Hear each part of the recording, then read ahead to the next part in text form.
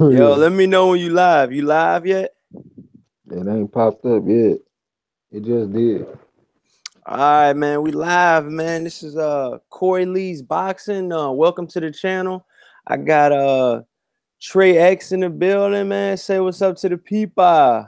What's up with it? It's your boy Trey. Just here to talk some boxing. Believe that, man. We in the building, man. I know y'all wanted another one like crack, man. We back, man. We're gonna lace y'all with another 5 episode, man. But we got our boy Ty Legacy. He gonna probably come in a little while later or whatever. But yeah, man, it's so much news right now, man, over the weekend, man, that we can talk about, man. The first one that jumps off, man, to my thoughts right now, man, is the fucking Gervonta Davis, man, and Charlo, man. How you feeling about that, man? I mean, Charlo went ham on this guy, man. I mean, your shit just ridiculous right now. I don't know how to feel about that shit right now. I mean, I'm lost in the sauce right now, man. I'm just like, damn, bro, like, you really going that hard on Gervonta, man? Or that little nigga younger than you, man. He in a lower weight class. But this what he said though for the people. Ain't nobody coming to see Adrian Broner fight. I didn't want to be on that fucking card. You think I want to be on that fucking card? No, I'm being real. I don't want to be on Adrian Broner card again. The last time I'm a curse to Adrian Broner. Every time I'm on his fucking card, he lose. Then it'd be like Hispanic versus black, and I'm fighting Hispanic. I still do what the fuck I gotta do, but this motherfucker don't do what he gotta do. If the main event look like shit, the card don't get no recognition. No, I don't want to be on fucking Adrian Broner's card. I'm sorry. I'm just speaking facts. I don't care where I'm gonna still make my fucking payday regardless. I ain't taking nothing less. But who they got? Tank? The little nigga ain't fought nobody. He with Mayweather, ain't fought nobody. You feel me? Stop playing with me. So he said that, man, and then he went back for some more, man. He won't done with that. You stuttering, slow, dumb talking, motherfucker. I fuck with Baltimore, so nigga, what? It is what it is. Stop playing with me, little nigga, because you will never be Floyd Mayweather. And I'm tired of these niggas fighting like this. Hold this, D. Let me hit the pad, Scoop. Come here. Hey, how do I do this thing? Right there, that's it. Wait. I missed this. Right here. Come on. Go. Nigga, only Floyd was able to do that shit and whoop niggas. Yeah, nigga. This all the niggas doing. Move the fuck out of here, man. You feel me? Look, it is what it is. You can't do that shit in person. You can't beat me in person. When you see me in person, talk that big shit. I'm talking that big shit. You little ass nigga, I grab you by your motherfucking nostrils and do that, ho. You don't know me.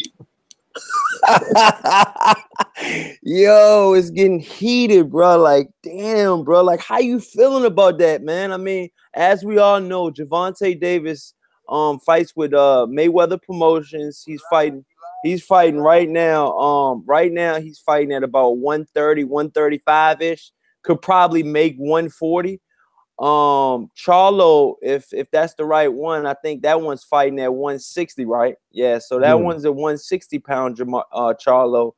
And so they're at least about 20 pounds difference, with the whole weight divisions and stuff like that.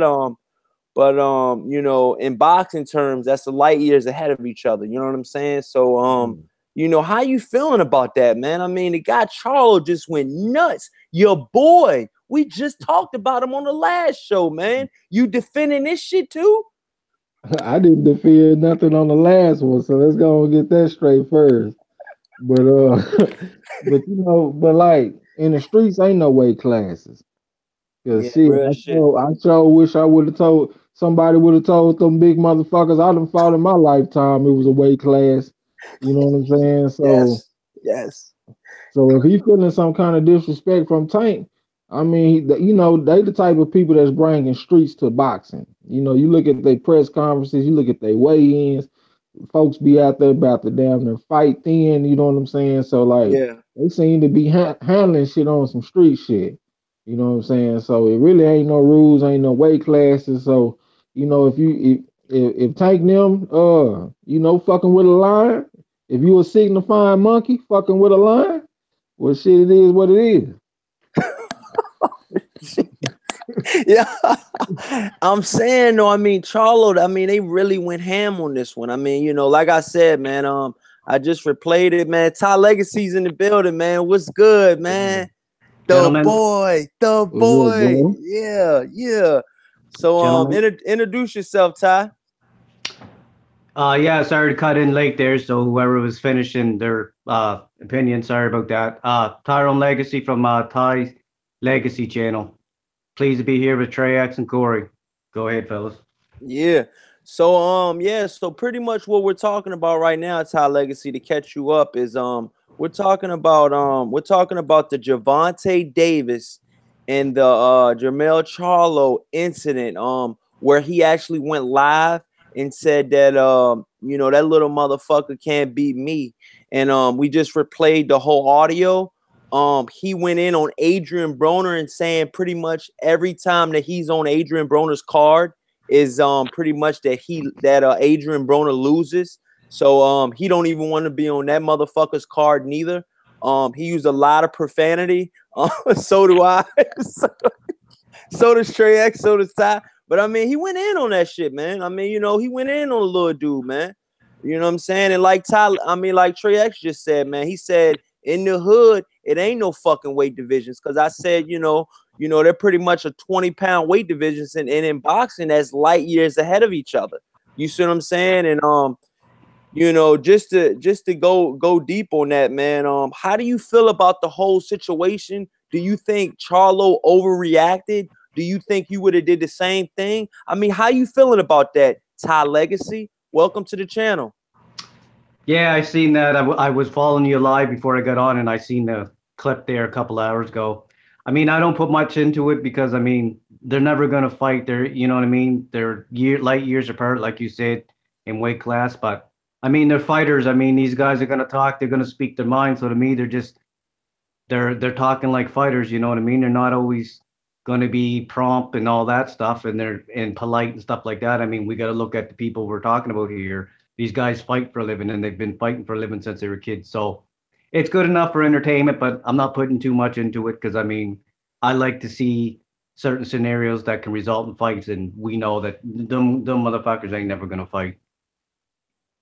Oh, okay. So yeah, I mean, so that's where you're going with it. My personal opinion about the whole situation is I'm kind of feeling where Trey X is going. You know, in the streets, you know, it's pretty much oh yeah, and it's another thing too. So you got your boy Gervonta Davis. He actually gets his clap back on Twitter. So it's actually a Twitter beef now. You know what I mean? They're going back and forth now. Gervonta Davis started off the flames by saying the Charlo twins, yes, both of them, are on coke right now. That's the only reason why they said it, is because they're on coke. You know, they were doing lines and stuff like that. I guess Gervonta knows them personally. He knows about their coke habit or something like that. So he's pretty much saying, he said, yeah, him and his brother are on coke. So and we're not talking about Coca-Cola, viewers. We're talking about cocaine from Medellin. So yeah, man, you know, it's pretty much they're going back and forth. He said, I don't talk a lot. He said, I like to mute shit. Facts. So he said that on his Twitter. And he said, you know, Jermell Charlo went on Twitter and said, not at all, player. He said, but future of box. He said, you know, pretty much he said, but my brother feels some type of way about the cyber attack you delivered. Personally, I think you a cool kid, talking about Gervonta Davis. But if this the road you want to take, start your engines. Hashtag Lions only. Hashtag sorry, not sorry. And pretty much Gervonta Davis retweet back to that is, say no more. I'll see both of y'all in Brooklyn. Wow. Wow. Javante Davis is a street dude, though. I'm gonna let y'all know that now, man. You know, B-More ain't no little, you know, walk in the park, you know, it ain't no little, you know what I'm saying? We can go to the playground and all that. Shit go down in Baltimore, man. You know, I'm not that far from Baltimore, so, you know, and it, you know, it ain't what it's, you know, what you think it is, man. It ain't green season, man. It's a lot of red season over there, you know what I'm saying? And what I mean by that is, you know what I mean, it could get real street real quick. And you know, Javante Davis has a background of beating motherfuckers' ass outside of the ring. You know, he just got out of you know, a situation where he put his hands on somebody, and his brother was pretty much trying to you know, blackmail him and pretty much trying to get him to give him some money on some blackmail shit. You know what I mean? And you know, pretty much Javante Davis said, "No, I'm not giving you money. That's money I could be given to my mother, our mother." They're blood brothers, and the guy's trying to blackmail him, his own blood brother. That's why on a DJ Vlad interview, he said, "I don't have any family," you know, and that's fucked up. You know what I'm saying? His own brother tried to, you know, fuck him out of some money and pretty much, you know, said, you know, I'm gonna do this if you don't give me this. You know what I mean? Pretty much is what he said. And Javante Davis said, "I ain't giving you shit." An altercation, you know, happened after that. Somebody got their ass beat in the DJ Vlad interview. He said, "Did you, you know?" DJ Vlad said, "Javante Davis, did you put your hands on somebody?" Javante Davis said, "I can't speak on that. I didn't do anything." I mean, so you got some shit going down with that, man. Like I said, let me throw something in, man. I'm really kind of confused by all these motherfuckers, to be honest with you. I mean, Tank Davis, he supposed to be maturing and shit. He supposed to be getting his career together. Why in the fuck are you worried about a Twitter beef with fucking Charlo that's not even in your weight division? That's number one. All right, Charlo. Charlo say he don't want to be on the card with Adrian Broner and all this kind of shit. Adrian Broner is a very popular fighter, man. Like he's like a top 5 most popular fighter in the fucking United States. So he gonna have a lot of viewers on that damn card. Why wouldn't you want to be on the card with somebody that's gonna have more people looking at you? And Adrian Broner and Jamal Charlo, they similar with they street shit. Javante Davis too. So they gonna bring in similar type of viewers. So the viewers that would come in to watch Broner, they would probably enjoy watching Charlo.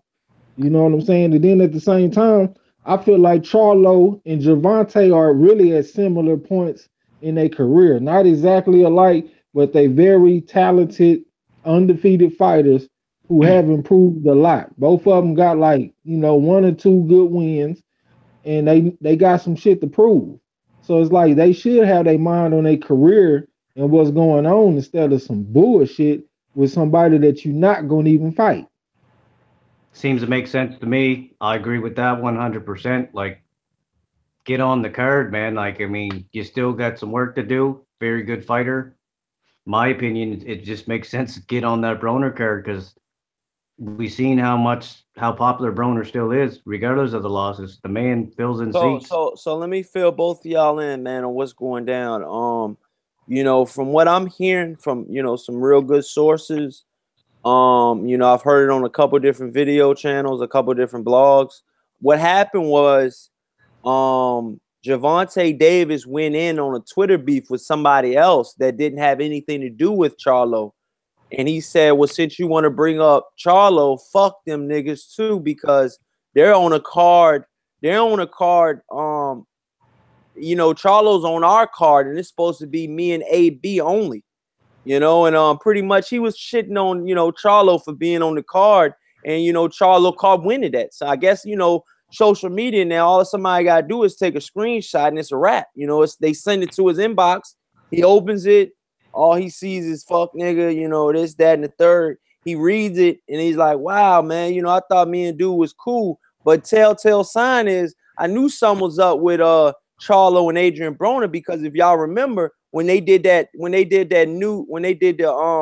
you know, the face-offs with Luis Ortiz, they did the Charlo face-off with Centeno, they did the face-off you know, with Broner and Figueroa. Remember when they did all that for the Showtime extravaganza? Charlo and Broner had words in that that show right there where they were showing everybody off and they're showing the new fights for Showtime for the new season. If you look, you can look online. They got a video surfing where you know, both Charlos and Broner got into an argument on stage. So I don't know if this is spewing from what Broner told Gervonta Davis in camp. They are both in camp together right now. And like I said, man, it's a bunch of bullshit, man. But Charlo is fighting on the Gervonta Davis and Adrian Broner card now because his fight got postponed. Remember, he was supposed to be fighting somebody else, and I mean he was supposed to be fighting Santino, but remember Santino bruised his ribs or something, so they pushed it to a later date. Remember, he was supposed to fight on the Deontay Wilder card. Remember? Yeah. But look, man. Like the Charlos, both of them. Going into the fight with J Rock, going into the fight with Lubin, both of them kept on saying that they don't do a lot of talking. They let the other dude talk, and they do their talking in the ring. After the fight over with, they walking around with shirts on and shit, talking about keep on talking. So they let you know that they don't do a lot of talking leading up to a fight. And to me, that seemed to be successful. It seemed to keep them focused and on the right path and whooping ass. So if you don't do a lot of talking, why are you deciding to break that code for a dude that's at 130, 135 or something? You know what I'm saying? I just don't get it. I mean, the video was funny. I enjoyed it. I like the Floyd Mayweather impression. I like when he said he'll grab him by the nose or he'll grab Charlo ears and pull him apart, make his head he pull his head apart. I thought all that shit was funny, man. AB stand for about to get his ass bust. That shit was hilarious, but I didn't really take much. I didn't take much out of it, man. To me, it was a couple of dudes wasting their motherfucking time. To me, I think it's just good. I think it's just PR, Instagram and Twitter, what have you. Just that's the way of the world. We're sitting here talking about it right now. You know what I mean? I've always, if I had a problem with somebody, I never really did it on social media. But I mean, it does nothing but draw attention to uh, both parties. I mean, you look at all these other beefs on Instagram and Twitter between people, and it does bring notoriety to you. So I mean, they could be killing two birds with one stone. Some people don't want to be bitched out, is what people would say publicly without responding back, and it really makes more sense to bring it back to bring the public eye to you by keep responding and keeping it going. But like I said, two guys in two different weight classes, I don't pay too much mind to it. But we're talking about it, so maybe they're doing the right thing. Yeah, that's true. I agree with that. Yeah, and I mean, another thing right now, man, is I think that it brings a bunch of bunch of hoopla to this fucking fight where all three of them are on the fight, like you said. And I mean, I don't know. I mean, do y'all think something's gonna happen in Brooklyn? Because I mean, pretty much, they both saying they don't talk much. Gervonta Davis saying he don't talk much, and he's pretty much, he's sending a PSA out there, man. Like, look, man, I ain't doing too much talking, man. I'm gonna see you and your brother in Brooklyn. So what you got going down, man? What you got going down? Because I'm gonna tell you right now, man, from what I've seen about Gervonta Davis, he might be small and shit, man, but I don't see any type of pussy involved in his name. I don't know. I don't think it's a smart thing if either one of them do, because why would you want to lose your boxing license and get fines and stuff like that, or injuries or whatever, when you have a career to fight? Like, I don't think it'd be a smart thing. I don't think anything's gonna come out of it. What you feel about that, Trey X? I mean, do you think something's gonna come out of it, or do you think it's just bullshit? I mean, how many times have you woke up and looked at the headlines and been surprised to see? I mean, but that's something. I don't mean to cut you off, but that's some. I mean, the dude went in on Gervonta Davis. If a nigga said that about me, man, I mean, I don't boxing or not, I'm gonna feel some type of way. I don't care if we was friends, we ain't friends. You joking, you ain't joking. Charlo and them twins, they off the chain. They don't be joking around like that, man. They look like they dead ass serious. That's why when I was about to say my answer, I mean, all the motherfuckers unpredictable. So I mean, I can't say what's gonna come out the shit. They might get together and have a motherfucking fight like the Outsiders movie or some shit. I don't know. They might have a rumble. You know what I'm Stick. saying? I don't mean to cut you off, but Stick to Jab Boxing. Shout out to him. He's in the chats. He said they just talking. I agree too, because these guys always, I mean, it's a generation we're in now. They're always going on about how much money they had. If I had that much money and I had beef with the motherfucker, I would just jump on a plane and sum that shit up and have a square and have a fucking fair one, have a fair square off. So I mean, really, I mean, we all know who's gonna win in a fight between Adrian Broner and the Charlo and Adrian Broner, Javante Davis versus the Charlo twins. I mean, that's a no-brainer. I mean, the Charlo twins gonna beat them pillar to post.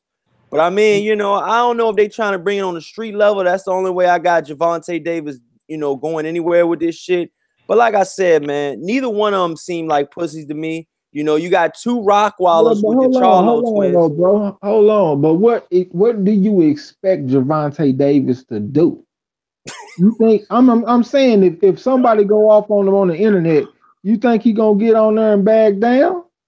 He ain't gonna do the only choice that he has is to say something tough back. So I don't know if the motherfucker really want to fight or not, but I do know that he don't want to get punked on social media. So he gonna come back and say some, and he really said some uncharacteristic shit, talking about he don't do a lot of talking. He talk all the time. He always on the internet posting shit here on Twitter and all that different shit. I don't know. I don't know what folks be like Instagram and all that shit. He always talking. I'm always seeing somebody posting something that he said. So he just talking to me, bro. I mean, Charlo, he'll probably fight. He know he a lot bigger than the dude. He know he'll probably whoop his ass. You know what I'm saying? So he really ain't got nothing to lose because he gonna go in there and whoop his ass. So I'm pretty sure he don't mind fighting. But I don't know if Javante Davis really just want to fight. I mean, yeah, he might be from the streets, but at the same time, that motherfucker don't want to just take a free ass whooping for nothing. We got a case of boxing. We got a case of egos and fight mentality on social media. So what do you expect? You know what I mean? Hey, D Nizzle in the chat saying Broner is Mexican food. I mean, he basically is. Yo, what the fuck you mean by that, D Nizzle? You mean he gonna get his ass beat or by Vargas or what, man? And that's another thing too, man. We got that's why all them Mexicans testing positive for clenbuterol. They eating all that Broner. That motherfucker is some motherfucking Mexican food with that broke ass shoulder roll and all that shit them dudes. I'm telling you, man, the Mexicans testing positive because they eating Broner, they eating Imam, and they eating all these weak ass black fighters with a broke ass shoulder roll. I was just ready to say that. I was just ready to say that. That's crazy you said that, dude. I was just ready to say, how do you feel about Amir Iman and his shoulder roll? I'm fine. Sorry, go ahead, Trey. Sorry. You can go ahead and go first, Ty. I'm fine. I'm not as hard on these guys with the shoulder roll, especially Amir. Like he does react off of it and he does move with it, so he does use it correctly. But a lot of these guys that do the shoulder roll, man, they don't duck with it. If you look at the punch that they get hit with, it's overhand right, and that's because they lean back with it instead of duck with it. A lot of them implement it well. Like I didn't have a problem with Amir using the shoulder roll because he was reacting off of it because it is a reactionary defense. But he just you gotta change the look up once in a while. When it's not working for whatever reason, you gotta change it up. I mean, not to cut you off, but I mean, let's be honest, dude. I mean, just like you're saying, I'm just going off what you're saying too. But this is how I personally feel my damn self, Trey X. These dudes got beat the fuck up doing that dumbass shoulder roll shit. Amir Iman got this shit beat out of him for 12 rounds by Ramirez, man. And he almost looked like he was going to, give up in the 12th round. I mean, not give up, but he looked like it was the end of the road. If this was back in the day and this was a 15-rounder with Amir Iman and Jose Ramirez would have got his ass out of there. But you know what I'm saying? That's just, that's it, what ifs and shit like that. But I'm just being honest. Yeah. He got a 12-round ass whooping, and that's on. It wasn't as worse as the Madonna Broner, shoulder roll extravaganza. But I mean, it was pretty much the same, man. They both got their ass beat, But with both cases, Garnatos beat the shit and knocked Amir Iman out.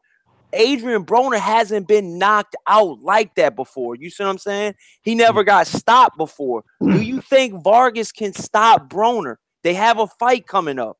Do you think him and Gervonta Davis are training harder? Do you think, do you think this is do you think it's pretty much a distraction? A distraction with both of them being in camps and both of them being hot-headed, and with the new stuff going on with, Gervonta Davis in camp, with both of them and everything, with the Charlos and everything. Do you think they're going to put on good performances? And do you think Vargas has a winning chance? Yeah, I think Vargas should be the favorite in the fight. I mean, I know that motherfucker got his mind on fighting. He ain't on no bullshit. And he got a chance to get back, in the position that he want to be in. Like, this is a fucking great opportunity for him. So I know he's straight tunnel vision right now. And I don't mean to cut you off, but Jesse Vargas is training at TMT gym, at Mayweather gym. And let's be honest, Adrian Broner said Floyd Mayweather is on his block list. Go ahead. But I mean, I don't really see Vargas stopping Broner, because I haven't had any evidence that Broner, is stoppable. Like, I know anybody can be stopped, but he done showed a lot of toughness in fights. He got enough experience in the fight game and enough ring savvy to survive when he need to keep from getting knocked out. You know what I'm saying? I mean, that's partly why you don't throw a lot of punches. When you start conserving them punches, you kind of surviving right then. Because if you're not throwing punches, you're not gonna win.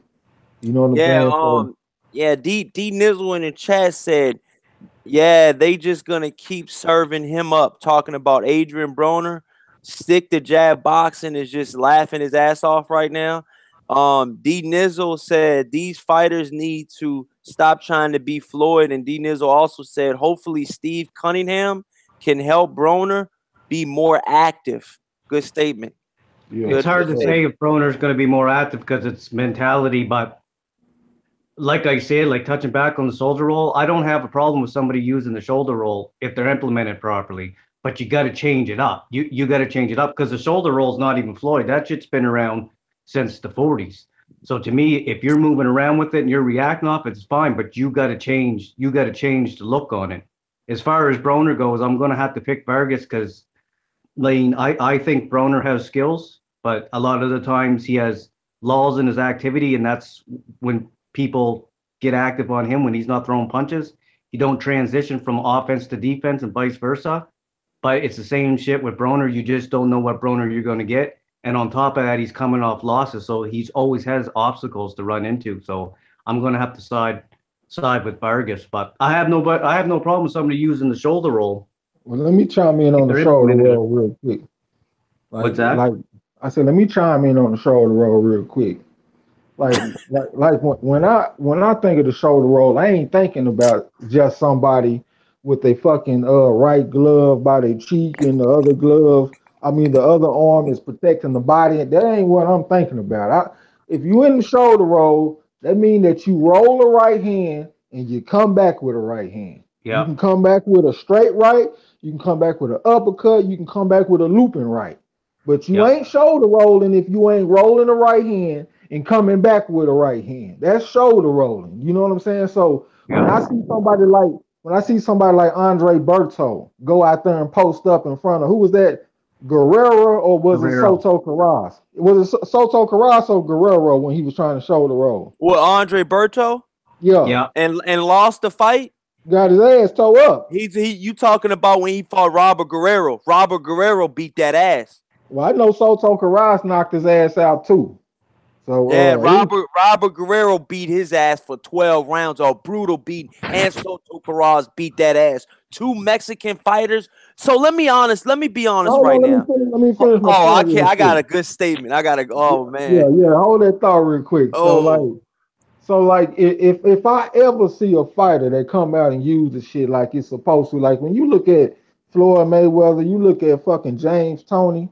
Man, I ain't mad at now fighters if they come out doing it like that, but you cannot get in that posture and just stand in front of dudes and rotate your shoulders, parrying shots, and think that's enough. You got to be. It's a attack that allows you to transition from defense to offense efficiently. It's not Yep. made for you to get into a defensive shell and just shell up and let the dude work and then you wait your turn. You know what I'm saying? Because really, when they doing that, they really taking themselves back. Like Yep. if you're a good fighter, you able to transition from defense to offense. So if you implementing something that's keeping you from doing that, you really hurting your own goddamn self. And that's the problem that I got with it. And one more thing, I shit like we normally attribute the shoulder roll to just black fighters, but shit, man, I see a lot of people. Y'all remember when De La Hoya was doing the shoulder roll? If you go back and look at when Julio Cesar Chavez Jr. fought Brian Vera the first time, I think he was shoulder rolling. Yep. Canelo shoulder rolling. So, like when I say food, I'm not really just saying black fighters are being food for the Mexican fighters. I'm saying anybody that's doing something that they don't know what they're doing is gonna be food for these aggressive ass fighters on their ass. All Yep. right, I'm done. And that was another thing I wanted to touch on, man. So let me get this straight. You got a Mary Mon that got his ass pounced on and beat the fuck up by two motherfucking hold on. Yeah, by two Mexican fighters. Yeah. So that's two losses with the shoulder roll. Then you got Adrian Broner, then got his ass beat by Maidana, which is half Mexican because he's trained by Robert Garcia. And then you got him getting beat by Mikey Garcia. So that's pretty much four Mexicans that destroyed the shoulder roll. And then you got Andre Berto. He got Yep. destroyed by two Mexicans, maybe even three. Now, Sean Porter beat his ass the third time, but two Mexicans, Soto Carras and Robert Garcia. This is a prime Robert Garcia. I know y'all thinking about Robert Garcia when he fought, Keith Thurman and Danny Garcia and got his ass beat. No, this was before all that. This is when Robert Garcia was really on his A game. Before he got punch drunk. I think he gonna have some shit going on with him when he get later in his life. I don't wish nothing upon nobody, but Robert Garcia been in some fucking wars, dude. This Yep. dude is a true warrior, man. And I'm just saying, man, he got his ass beat, towards the end of his career like a motherfucker. Him and Soto Carras, man, they took a lot of ass whoopings towards the end of their career. But I Yep. mean, like I'm pretty much saying, other than Mayweather, nobody has effectively been able to do the shoulder roll other than Mayweather. I have yet to see a guy to do it. James Tony was a shoulder roll guy. I don't And even know what the James fuck the Tony and word I'm James looking for. and James Tony got his ass handed to him towards the end of his career Yes, with but that it's not. with that shoulder roll. That shit's got nothing to do with the shoulder roll. That shit is because if like any other kind of defense or offense, if you're not implemented right, it's exactly what Trey said. If you're not reacting off of it, because it's a reactionary defense, you're going to get whooped. If you're Hold on, Ty. if you're Hold not on, Ty. changing, I'm gonna give it back to you, bro. My bad. That man just disrespected James Tony. Nah, nah. No, hold yeah, but on, hold on. No, hold hold on. on. Please tell me who whooped James Tony ass. Who beat the brakes off James Tony? Man, I can't remember I the know you can't Russian name. remember. I Hold know on, you can't hold on. I'll be remember. right back. Y'all talk. I'll be right back. But Go ahead, what I'm Ty. trying to say is, Trey, I sent you a guy that was using the shoulder roll back in the 50s. If Beautifully. not implementing it right, which is not reacting off of it, it's not going to work. And as far as Floyd Mayweather goes, Floyd Mayweather is successful with the shoulder roll, but Floyd Mayweather gives you different looks. When have you ever seen Floyd Mayweather in the shoulder roll for fucking 12 rounds? You don't. The thing with Floyd is he changes his looks. He'll shoulder Yeah. roll at some points. He'll walk you fucking down. You know what I mean? He'll go on the back foot. Floyd is always changing his looks. But with Broner, he's not reacting off of it. He's not reacting off the shoulder roll. And with the mirror, he wasn't changing up his looks. The shoulder roll is Yeah. effective, but you got to use it right. It's like anything else. A jab's effective, but if you ain't using it right, bringing it back lazy or changing the speeds on it, then it's not going to work, right? Yo, Let me throw I let me just throw found one. out. Yo, I just found out on BoxRec. I don't mean to cut y'all off, man. But did you know who Lucas Brown fought? Didn't he fight When? James Tony? Yo, Lucas Brown fought James Tony. Yo, the same Lucas Brown that was on the opposite end of KO of the year. What year did they Damn. fight? They fought Lucas Brown and James Tony fought in 2013, and it was for the it was for the World Boxing Federation World Heavyweight title, a title that I have never heard of in my goddamn life. Excuse my language, but I'm just being honest, man. What is the WBF? This ain't no WWF. Yeah. Yeah. But what I'm trying to tell y'all is right now is pretty much, the shoulder roll has not been implemented by anybody but Mayweather. And what I was trying to tell y'all is James Toney got his ass beat by Dennis Lebedev. That was the same Lebedev that gassed Man, him. hold on, man. How old was Tony though, Yo, bro? bro, I ain't got nothing to do with Man, all that. I ain't got nothing to do with all that. He's still in the ring. Why is he fighting? Get the fuck out the ring. I gotta look at a 50-year-old man the same way I would look at a fighter in his prime.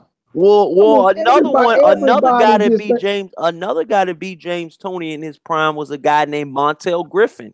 I know Montel Griffin, but he was a slick southpaw though. That ain't got nothing to do with the shoulder roll. Question though. He didn't whoop his ass, bro. He beat him, but he didn't beat the brakes off him. You was talking like Montel Griffin's one of the most underrated fucking fighters of all time. Of all time. All day. I agree that with that. That motherfucker was the only guy I could see counter Roy Jones in his prime. And I'm huge on Roy Jones. He beat Tony twice, man. He got to be underrated. Oh, he's definitely underrated. Big time. But look, I wanted to throw one more thing in on the shoulder roll. Like the shoulder roll is a good thing to implement. It's a good piece to put in your puzzle. But it won't save you from making other mistakes. Like when I watched the Mirrored Mom, that motherfucker, like he would give up the real estate. Like he like when he start fatiguing, he'll start fighting toe to toe and shit instead of using his bicycle and using his lateral movement and keeping the fight in the center of the ring. He'll let you push him back to the ropes and make him brawl. He'll start fighting your fight. So just because you got a shoulder roll, that don't mean that you can slack up on everything else. You got to have everything tight and then throw that in as an extra little spice. You know what I'm saying? So look in the chat. Stick the jab boxing is pretty much saying. He said. What did he say? He said with Broner, shoulder roll ain't the problem. He tries to be defensive when he needs to pressure. Then Yes. D Nizzle said, I want Broner to win, but he just keeps disappointing me. He said we don't know what AB will shown up still. And then he said D Nizzle, Lucas Brown had that Canelo meat too. Hey, I got a question for you. He said Lucas Brown had that Canelo meat, the same Canelo meat too. And then stick the jab boxing said, man, James Toney was 1,000 years old when he fought that the guy. I guess he was talking about me. I got a question for y'all, everybody, the chat room included. If you go in a 12-round boxing bout, are you going to use the same looks for 12 rounds? Would you, Trey? Not on this level. If I was fighting a novice that couldn't do shit with it, you know what I'm saying? But not on no championship level, man. You gotta change it up, bro. You gotta have more. You gotta have more than. You gotta have more than one tool when you're in a championship fight. Yeah, you got to change your looks, and that's why Mayweather's so successful. It ain't just because of the shoulder roll. There's been motherfuckers use the shoulder roll more than him. Nikolai, I can't pronounce his name, in the 50s was probably the best one I've seen to implement that. But that's what it is with Mayweather. He changes his looks. He'll walk you down. Yeah, that's another thing too, man. That's another thing too. A lot of guys, put it on, Adrian Broner and Amir Iman. I think Amir Iman was really being, a 1-2 army. And what I mean by that is he was using the shoulder roll too much. And like you said, Ty Legacy, Mayweather does use way more looks than just the shoulder roll. He's known for the shoulder roll because it looks cute when he's using it. But he can switch up. He can fight you inside. He can fight you back up. And Ricky hadn't said a telltale sign about Mayweather in his prime. He said when I fought Ricky Hatton and Mayweather, they were both pretty much in their prime. He said, let me tell you something about Mayweather. He said, for them guys that say Mayweather's inside, he didn't have an inside game. He said, when I fought Mayweather, Mayweather's inside game was very underrated. So that must mean he felt him inside. Yes, sir. Mayweather knows how to smother your punches and work on the inside. He's just that people are used to seeing the you know what I mean, the rapid shit on the inside, but Mayweather knows how to smother your punches on the inside and pick and place his shot. So people that say that shit just don't know what the fuck they're talking about. And that's another thing too. In the chat they're saying D Nizzle said nope, you have to adjust. Stick the Jab said agreed. D Nizzle said can't be a one trick pony. No. So I mean, if you're not being a one trick pony, and I got a question for you guys in the chat too, and everybody on the panel, who are you guys running with right now in the Jesse Vargas versus Adrian Broner clash? Who do y'all have right now? And I'll go after y'all go. Go ahead, Drake. Well, I'm gonna have to go with Vargas, man. Oh shit! The reason that I'm going with Vargas is I feel like you just said Adrian Broner was a. Go ahead, man. I feel like Vargas is a naturally bigger guy. Number one, I love the jab, bro. And that jab that Vargas put on Saddam Ali was was terrific. Goddamn, I can't think of a word, but he put it on his ass.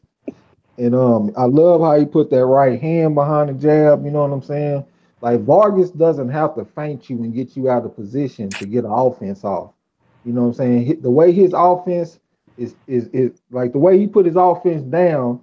He don't need you to do nothing because he can come in and just work his jab, put that 1-2 on your ass. Broner, one of them dudes, like he kind of got to feint you and kind of got to get you out of position for him to get his punches off. That's why he wasn't being first a lot with Garcia. You know what I'm saying? He was feinting, and Garcia wasn't going for that shit. That's why he had a hard time with him. You know what I'm saying? So I think Vargas got the work rate too. You know, so, and plus I know that he locked in right now. He appears to be in the gym working hard. I don't like you always say. I don't know what Broner gonna show up, but I don't never expect no elite A-level Broner to show up. If he show up on this game, I expect the B-level fighter to show up. And I think Vargas is a B-level fighter, but I think he's a little bit better. So I'm rolling with Vargas. I'm leaning towards Vargas based off what Trey said, the jab that does offset Broner's rhythm if you watch it because he does an offense from offense to defense, and I'm leaning towards Vargas based on the fact that he's not coming off losses and he got the momentum riding behind him. And like I said, I don't know what Broner's going to show up. So I got to lean towards Vargas because there ain't no favorites with me. Boxers don't get no special treatment with me.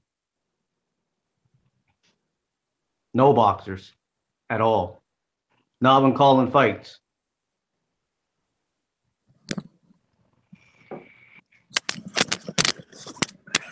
You already went Ty Legacy? Yes, sir. Damn, that Chick-fil-A lemonade is banging. So look, man, pretty much who I'm going for right now, and I'm trying to be honest, I'm not trying to be biased. I'm not trying to rock with Ty Legacy. Who'd you pick, Ty Legacy? Vargas. All right, so you're picking Vargas. Trey X is picking Vargas, and you know how the story goes. I'm not rocking with either one of y'all. I'm actually going with my boy from Cincinnati, Ohio. I'm going with my boy AB, about billions, about getting it done. We're gonna go with Adrian Broner on this one. I think Adrian Broner this is a do or die win. His back is up against the wall on this one. If he loses this fight, I don't think he will ever headline a fight. As of a notable headline like a PBC headliner fight, a Premier Boxing Network type headline. I think at that point he will be a gatekeeper. He will not be the A side. My personal opinion is I think he needs this win more than he's need any win in his whole career. He needs this win right now against Jesse Vargas. It's fucked up that it had to come down to this, but this is the situation that only AB and only AB can thank for itself. You know what I mean? And pretty much this is the only situation that AB put this situation on itself. And only AB can get himself out of the situation. It's a situation that is fucked up to be in. I never thought in a million years, if you would have asked me before the Madonna fight, would AB be in a situation like this, after the Madonna fight, this part of his career, still being young and still and having to have his back up against the wall, for fighting for, food, and it's a telltale sign, man. I think something cursed him, man, when he ripped up the $20 bills and he lit them motherfuckers on fire and he threw them motherfuckers in the toilet. I don't appreciate dudes lighting money on fire. You know what I'm saying? Because you never know. You got highs and lows in life, and you never know when you might need that money again. So I from that point, I just never got it why Adrian Boner did that. You know what I'm Okay, I saying? got two questions. My first question: you say that he got cursed because he burnt the $20. What has he done to alleviate the curse? Right now, Adrian Broner has got a notable win over Adrian Granados. To try to keep the heat off his back. He's not on a pure losing streak with that. He kind of needed that win too to get him, in, title contention and to get him just his name back out there. I think if he beats Jesse Vargas at the catch weight that they're at right now, which I know he truly wants to be at 140, he should have never got stuck at 147. And sometimes when you reach for stuff, you get your hand caught in the cookie jar. And that's what happened to Broner when he had that belt and he fought Madonna. It was pretty much, he had a bullseye on his back at 147 because he was a titleist, but he did not want to give the belt up. So he defended the belt. When you defend the belt, you're going to have guys coming all the way up to your throat, to your neck, up here. When the belt's not on the line, you know what I mean? They might be at your chest. You see what I'm saying? It's a difference when the title is on the line. You see what I'm saying? There's different aspects. It could change somebody's life. And that fight, when he beat Adrian Broner Madonna, that changed his life for good, forever. That forever solidified Madonna. Because up until that point, he was never an A-class fighter. And I mean, I feel like he would have never got the Mayweather fight. He wouldn't even been a thought of for a Mayweather fight before he beat Broner. But him beating Broner solidified him to the Mayweather spot. Not only solidified him to the Mayweather spot, but he fought Mayweather twice. Yeah. Okay, let me ask. All right, my other question. So you making your pick based off motivation? You're not making your pick based off what's going on in the ring. I'm basing my pick off of him having a new trainer, not him having a new dedication, me believing that he actually has a new dedication. Because this is another thing coming out of Adrian Broner mouth. You don't know what the fuck to believe.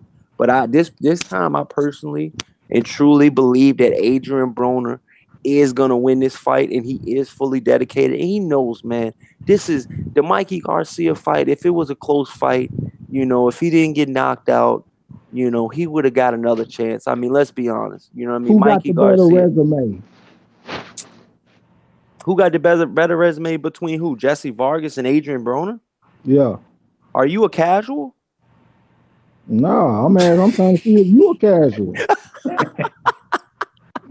You're in the hot seat, Corey. Don't be. You're in the hot Trey seat. X. Yo, Trey X. I'm gonna get you off air, yo. Who got the better resume? The better resume for these two guys, my personal opinion is I think that right now, I think Adrian Broner has a better resume. And that's not because I'm picking him. Here's why Adrian Broner has a better resume than Jesse Vargas. Adrian Broner has a better resume than Jesse Vargas is because he's a 4-time weight. I don't want to hear that. I don't want to hear that. And on top of that, he has notable wins, over some who? Huh? Over who? Come on, man. Let's be honest, man. I mean, why you really we being honest, bro? Come on. I asked you a question. Don't tell me to be honest. Boys, we're gonna sort this out because I'm going to the lab right now. I'm pulling up both their fucking resumes. You go ahead. I got some lab work to do. Well, hold on. I know that Jesse Vargas lost to Timothy Bradley. But Timothy Bradley my personal opinion is this is some of the notable wins that Adrian Broner has. He's got a win over, Ashley Therafin. That's not really a good win, but that's a notable win. That's one of TMT fighters. He's got a win, and I'm just stating this. I'm just pretty much stating the obvious, and this is his recent fights. This is all I'm going off of. He's got a win over a guy named Khabib. Allah, I cannot pronounce his fucking whole name. Alex Verdiev, I bet on that fight, but who did you bet on? Khalid? I bet on Broner. Oh, I was ready to say, dude, get off the chain. Minus So 240. Yeah. oh damn, it was that close. Yeah, the odds were minus 240. Was Broner coming off a loss? I think that might have been Was his it fight after he Khabib? lost Yeah, to he Sean got his Porter. ass beat to Sean Porter, and it is he Yeah. beat John Molina. Oh man, come on, man. I can whoop John Molina.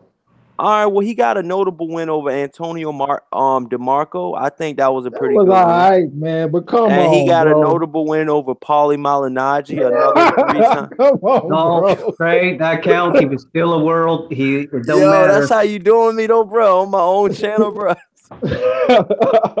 Bro, I feel like Jesse Vargas, his win over Saddam Ali was a better win than any win on Broner resume all day. Bro, And the Saddam Ali win was a pretty good win, but I mean, Saddam Ali will he whoop got he anybody. got the brakes beaten off him by Pacquiao, old Pacquiao, dude. Get Okay, out of but here. okay, he lost to Pacquiao, but Pacquiao a hell of a fighter though. You know what Black I'm saying? Horseman in the chat, what's good? Cali Enigma in the chat, what's good? I Cali think Enigma I said, think "What's up, Vargas got fellas?" I think Straight X Vargas got a still had better to pull out. resume. So yeah, Black Promotion said, "What's good?" So who are you pretty much saying right now? So I you think Jesse Vargas got the better resume. why? You Because know, he beat Saddam Ali and that's a better. Saddam. Hold on, and Saddam Ali beat a 51-year-old Miguel Cotto. Saddam Ali is better than anybody that Dude, Broner beat. Sa- Any of them dudes. dude. Tell me who Broner beat that can whoop Saddam Ali. Dude, Probably. Saddam Ali, man, Saddam Ali is a C plus fighter at best. Okay, He's you the ain't answering the worst. question, He's the bro. worst You champion not at answering the 154. question. He's dog food for Charlo. Dog I ain't food. It asking about depends. Charlo. Tell me who Broner beat that can beat Saddam Ali. That's my question. You said who did Broner beat that can beat Saddam Ali? Yes, sir. Prime Polly Malignaggi who walks Don't tell circles around Saddam Ali. man, Saddam Ali will beat the brakes off What? Malignaggi. Saddam Ali does not have superior boxing skills. But listen, though, it Malignaggi can depends crack an egg. on. It He depends barely on. beat a 50-year-old Miguel Cotto by It the dep- skin of his teeth, split decision. It depends on if you're going quantity over quality, because you could Stop the say hype over here. Saddam Ali, but I mean, it takes more than one guy to make your resume, right? Look, Paulie Cali Enigma, Malignaggi, I don't mean to cut you off. Keep going, but look, Cali Enigma said Miguel had been washed when Ali beat him. Good look, Cali, man. You know what time it is. Go ahead, Ty Legacy. You know what time it is, Cali. Go ahead, Ty. Broner does. It's different weight classes, but Broner does have more notable names quantity wise on his resume. Because I'm looking at it. Who Like Broner does? yeah, because we can't That's go what I'm by trying to tell this dude. Trex, you can't tell him nothing. we can't go on our opinion of a fighter. We got to go like Paulie. People could say what they want, but I mean he's at a world class level, and it depends on if you're going on wins or losses. Like if you're counting just the resume itself, then it has to be Broner because he has all kinds of names on there. He didn't win them all, but I mean, Shit, just depends on if how we you guys count are the breaking it losses, down. if we count the losses, Jesse Vargas got some notable losses too. Yes, I sir. mean, Timothy Bradley and fucking Pacquiao are better than just about anybody And Jesse Vargas fought on the whole resume. and Jesse Vargas fought a Timothy Bradley after wars. Okay, After wars. Okay, didn't Broner fight Son? Malignaggi after he was washed up? So Broner fought Malignaggi in his prime. No, but I mean, what you mean, bro? You know what I mean? Hold on, bro. What you, bro? Fuck, shut, bro.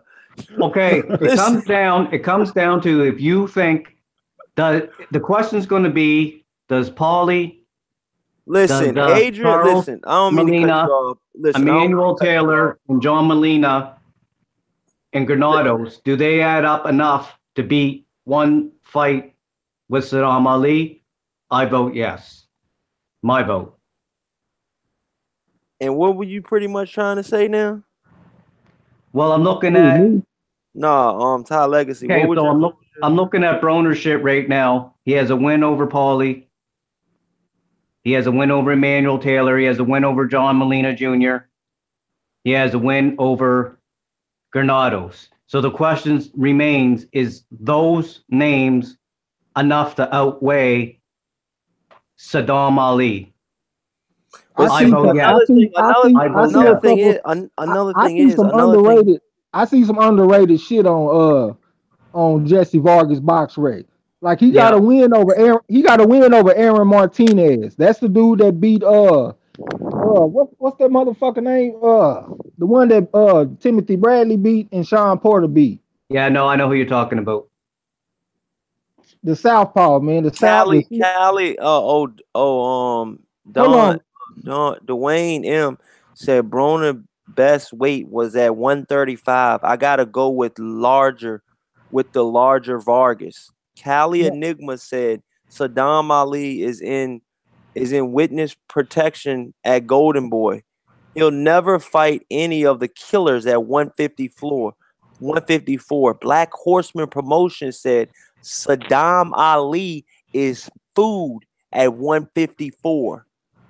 yeah. He's not a true Cali 154 Enigma pounder. said Saddam Ali loses to any top fighter from 140 to 154. Your boy, Cali Enigma, said that. Now do your research before you come and hollering at me. Man, move around, man. But look, this is what I'm about to say. I feel like Jose Cito Lopez is a good win. I think Jose Cito Lopez will give Broner all the fight that he wants.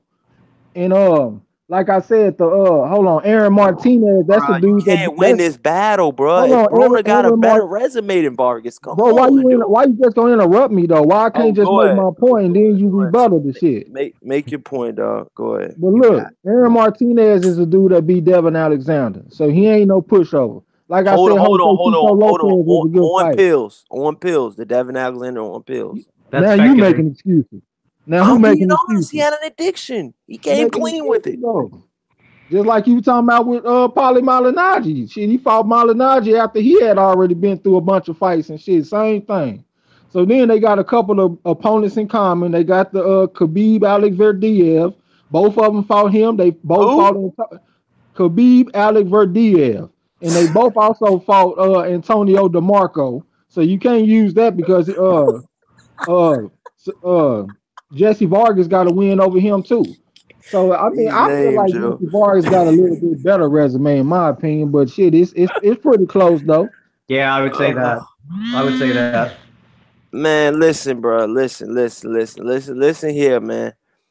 Broner, by far, his resume is far superior than No. Vargas's resume and your boy Trey X, Saddam Ali's resume. Just because you got Miguel Cotto on your resume, and that's pretty much what all this screws from. Because he would have never had that belt if it wasn't for Miguel Cotto. His career was pretty much in shambles from losing the fight to Vargas. Because if I remember, he was the betting favorite to beat Vargas. The guy you're beating to beat Broner. So look, I cannot wait till this Broner Vargas showdown goes down because we're gonna have a real bet. We're gonna have a pie bet on this show. So get your pie ready, Trey X, and we need to see your face for this one. Yeah, I'm going for Broner, dog. I got this. I Do got what you this. Come gotta do. on, What you Broner. gotta do, man. I got this. I'm known for hanging losses on dudes. That's what I Yo, do. So I ain't hold doing on. no tripping. What you mean by hold on? You already got Get the to know hot me. sauce, Corey. You already Get to got the know me. hot sauce. You'll see. I hang losses on people. I ain't Yo, this dude, y'all terrible. Then Todd Legacy in the cut too. Come on, man. say Don't be picking I off used to emotion, make picks bro. based Don't be off picking off emotion. I don't do emotion. that no more. Y'all terrible. I'm being honest though. This is jokes aside, y'all. Jokes aside. All jokes aside. Adrian Broner is a good fighter, man. He just got to get it up here. You see what I'm saying? I We feel like say he that. has it. I feel like he has all the attributes from here down.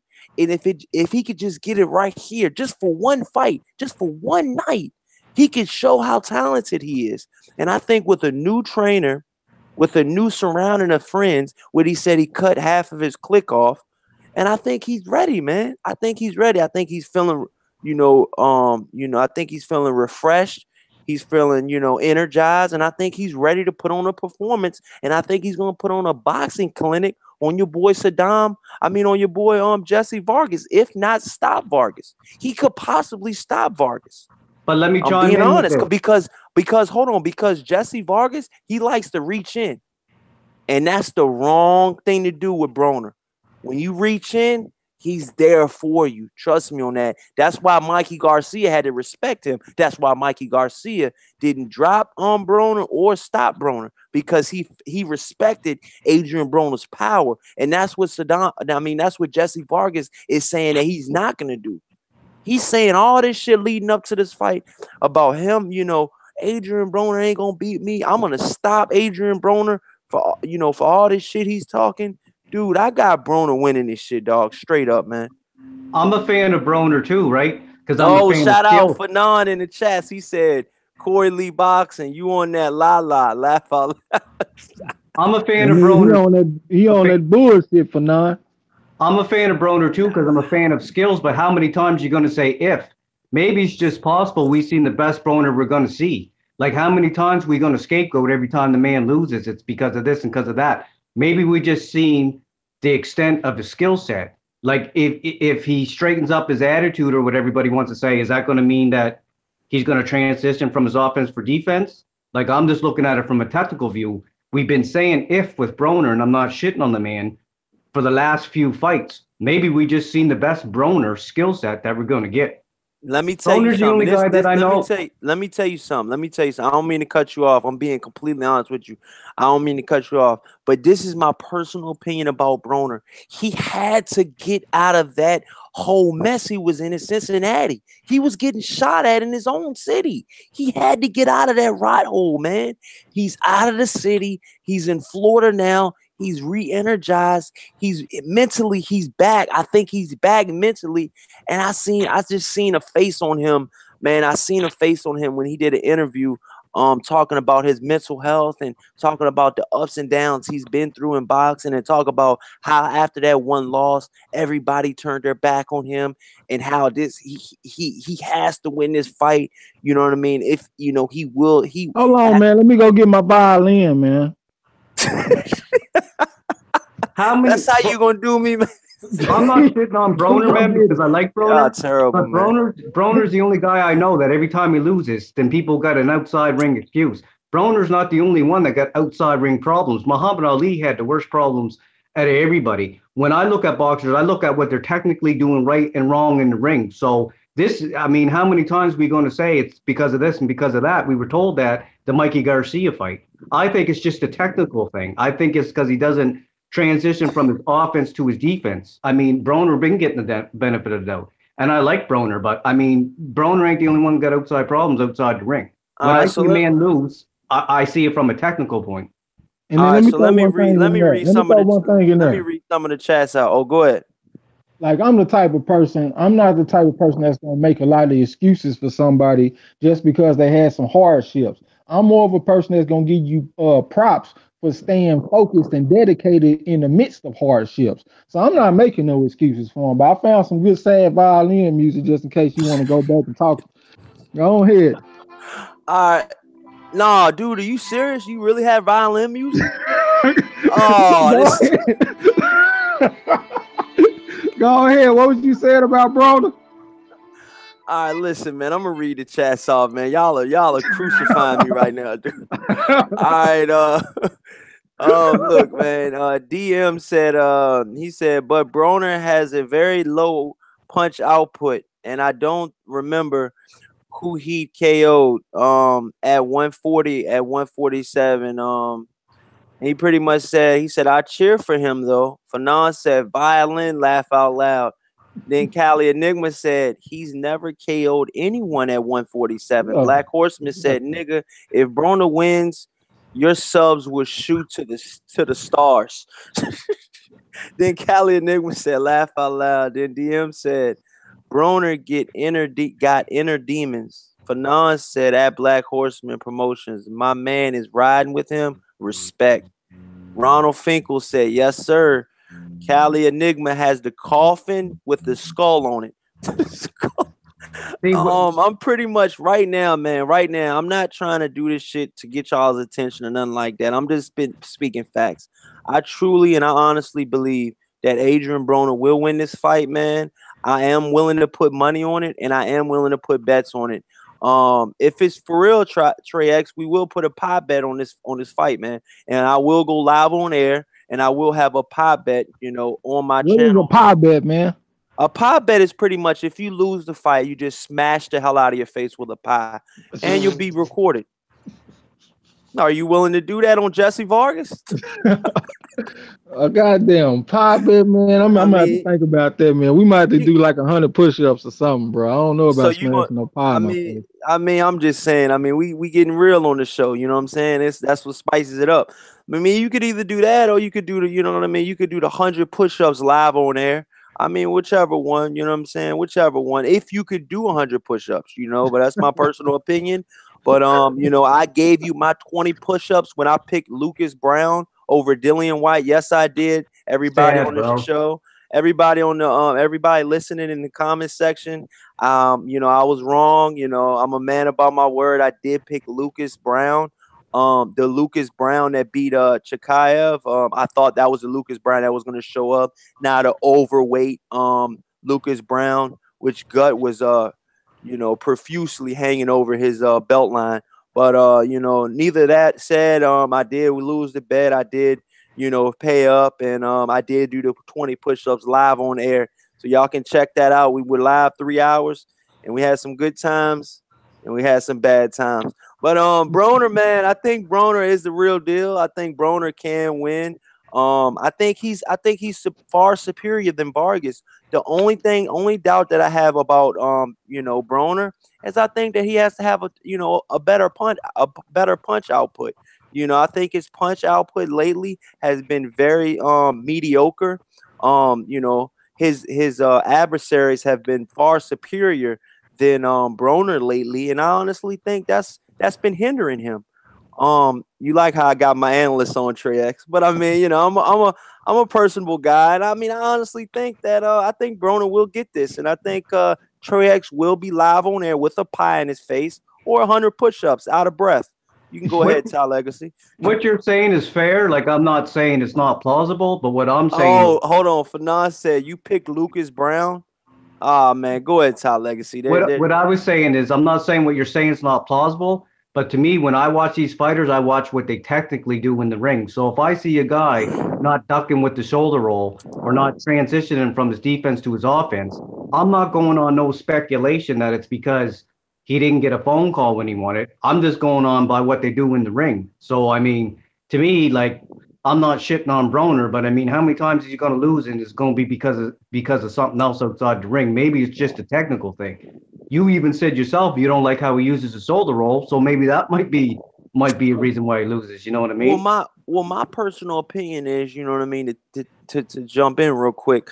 I think Adrian Broner right now, man. I think he's, I think like one of the chats said, he has inner demons that he does need to get rid of, man. And I feel bad for the guy Adrian Broner, man. I know a lot of guys are rooting for Adrian Broner to lose. They want, to bash him while he's down, and they want to just pretty much hate on the guy, man, because he said a lot of outlandish shit. Like I said, he burnt money, he threw it in the toilet. And a lot of guys are here to crucify him, man, and I'm not here to do that. This is not a pity party or violent party.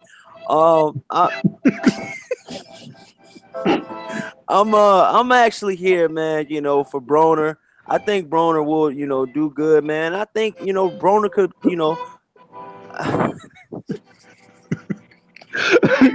I'm gonna holler at you off air, dude. Go ahead. Nah, go ahead, bro. I'm just fucking with you. I'm just saying I like Broner, boys, but why we create a narrative for every time a certain boxer loses? There's a reason. There's a reason outside the ring. Not every other boxer gets that benefit of the doubt. Why we create a narrative that every time this man loses, it can't be on a technical mistake. It's got to be outside the ring. Let me ask a question real quick, Ty. So, Corey, when you say Broner is the real deal, what do you mean by that? What the real deal is, I honestly think that Broner, I think he's actually the real deal. What I mean by that is, I mean, he's faced some good guys. He's had an up and down career. He showed points in his career where he can actually, be dominant, be a great, be a legend in this sport. And he showed times where he's trash. And he pretty much, is at a C level. I've seen Broner, man. I've seen Broner put on performances where he was an A-class fighter. In my personal opinion, he was an A-class fighter. You know what I'm saying? And What fight was that? When he beat Antonio DeMarco. I He think had a that guy was. that was he had a guy that was standing right in front of him trying to But put his head on his chest. Antonio DeMarco was a great opponent, and he was in his prime.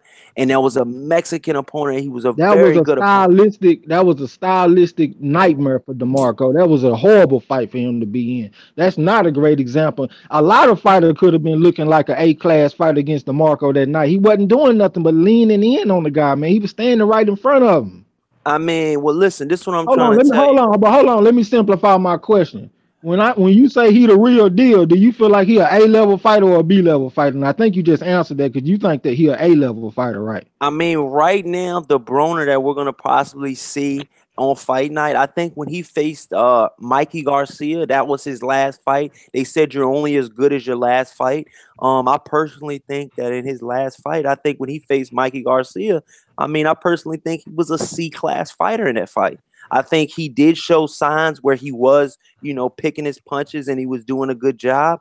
But like I said, that was only 1 or 2 rounds. That's not going to win you the fight. I need you to do that for 12, Adrian Broner, if you can hear me out there. I need you to do that for 12 When rounds, the buddy. last time he did that, bro? When the last time he let his hands go? I mean, he let his hands go with Granados, man. He let his hands go with Granados. He put on a pretty good performance. I still think that was a B-level Broner. I still don't think he had it back totally mentally, but he pulled off the split decision win, and he got the win. And Adrian Granados is not a pushover. I think he beats a lot of 140 pounders, his natural weight. He's been going up in weight. His promoter needs to be fired, executed. And I don't wish death on anybody, but you're pretty much sending your fighter to the wolves every time. And Adrian Granados. And I think that he's a natural. I think Adrian Granados can make 135 pounds. So for him to, be able to put up with these big boys at 147. And I mean, I think it's a testament to his, just his drive and just the way he, wants to keep fighting on. Man, Malignaggi was the easiest champion he could have fought at 47. Granados, like you bringing up people like Malignaggi and Granados. There's a lot of people that felt like he lost to both of those dudes. I ain't gonna say a lot of them, but it's a significant amount of people that felt like he lost to both Granados and Malignaggi. Yeah, that could have went either way. Well, like I said, that could be disputed. You know what I mean? But like I said, Ronald Finkel's in the chat. He pretty much said, Black Horseman said, Broner is too little for these dudes out here. Ronald Finkel said, AB better take a trip to Taco Stand if he not confident. I hope he have a comeback performance and he let them hands go with Floyd TMT fighter dude. That's what I thought. That's why I told him earlier, Ronald. That's why I told him earlier. Broner Mexican food out here. That's why all the Mexicans testing positive for clenbuterol because they eating all that Broner. Who's eating Mexican food? Who are you talking about, dude? Broner Mexican food. That's why they testing positive for clenbuterol because they eating all that Broner. Oh, what are you talking about, Trey? You know what I'm talking. Your boy gonna get his ass bust. On what day they fight? What are they eating, Broner? What are you talking about, dude? Fanon said I look like I'm going to smack somebody. That's just ADD, bro. That's all that is. Man, Ty's good, man. We got our pit bull in the cage right now, man. He's ready. But what I'm going to say, and I'm going to drop it because I don't want to beat a dead horse. I don't care about this out of the ring shit because boxing is 90% mental. Period. Ain't nobody had more problems than Muhammad Ali outside the ring, and Muhammad Ali beat the best of his time. Ain't nobody had more problems than Muhammad Ali, and some of those he didn't even create it. He was a black man that was called a Dodge drafter. He was a Muslim, and he was black, in that day and age, and I'm sure he had problems like everybody else. And that man went to beat on the best of his generation. So it's 90% mental. If you ain't got the mental part of it, then that's just as bad as not having a good jab in my eyes. That's just my opinion on it. Everybody in the chat, hit the like button, man. Let's get some likes up. But yeah, man, my personal opinion about the whole, I think we're pretty much beating the dead horse down. I think we're pretty much past the whole Adrian Broner. We've been on Adrian Broner for 37 minutes. We're You've gonna been go on ahead. Adrian Broner. We're gonna end the Adrian Broner saga right now. And my personal opinion is I want to talk about Regis Progress and what he could actually do to Jose Ramirez. I think that's a good I think I want to dip into that real quick. So what are y'all thoughts on Regis Progress from what Jose Suleiman recently said in a tweet? He actually said the next fight is going to be Jose Ramirez versus Regis Progress, and he said that the last couple days. And I honestly believe him. He is the WBC president. So I don't have a reason why I shouldn't be able to believe him. He does call the shots. I think he is a little bit higher than the promoter in this aspect. He will take his belt, and he will give it to Progress if he does not fight him. I think I can believe Jose Suleiman a little bit better than I can believe Eddie Hearn. Jose Suleiman is a notable guy that has been on record to say things like this and back it up. So with that being said, with this fight moving forward, Jose Ramirez coming off of a hell of a performance versus Amir Iman. And then you got Regis Progress coming off of a hell of a performance against Indongo. I mean, there's so many variables to this fight. You got Top Rank versus Lou DiBella. And who do you guys got in this type of fight? And how likely do y'all think this fight will actually happen? Ty Legacy or Trey X, you can go first. You flip a coin. I think it will happen because I mean Regis is the mandatory. So if they don't do no fuckery like sanctioning bodies have done, it should be next. Because I know I'll be the first one pissed off because I don't like when a guy does a boxer works his way to a position and he doesn't get trained at the task. But that being said, I'm probably gonna I'm gonna go with Regis on that based on he's a pretty good puncher. He's consistent to the body. Ramirez's strength, I think his main strength is not the outside, it's the inside. He does good work on the inside, but I can see Regis offsetting that. We've seen him offset Indongo at certain points of the fight in spots when Indongo decided to fight on the inside. So I'm going to roll with Regis on that by decision.